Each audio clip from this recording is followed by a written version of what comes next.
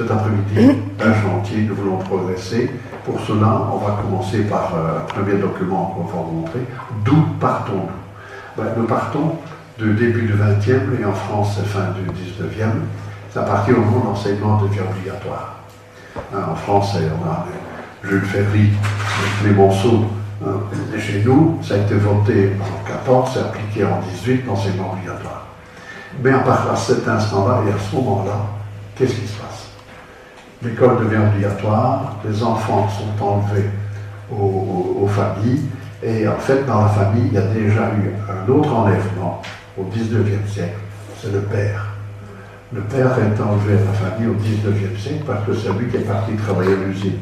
C'est lui qui est parti, qui va toucher une quinzaine, une semaine, sa quinzaine, une mensualité, et ainsi de suite. Et donc, il va travailler à l'extérieur et il va se socialiser à l'extérieur. Le deuxième qui a quitté la famille, c'est l'enfant, à partir de l'enseignement obligatoire. L'école va jouer un rôle aussi, participer à une certaine socialisation de l'enfant. Le troisième personnage qui va quitter la famille frappante, après mai 68, donc la fin du XXe siècle, c'est la femme.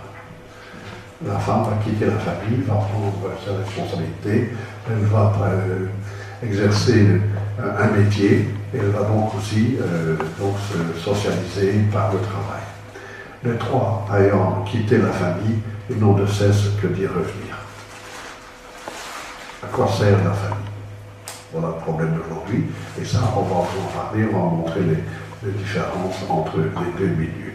Autrement dit, nous avons autant besoin de l'école que de la famille. La famille, c'est un espace de développement, et l'école, c'est aussi un espace de développement, avec les nuances qu'on va vous préciser à partir de maintenant. Est-ce qu'on peut passer au film de Philippe Mérieux? Je vais vous aider. Donc Alain est le philosophe qui a théorisé le point de départ. Et il va vous dire directement, il ne faut surtout pas établir de relation avec les parents, les enseignants d'un côté, les parents de l'autre.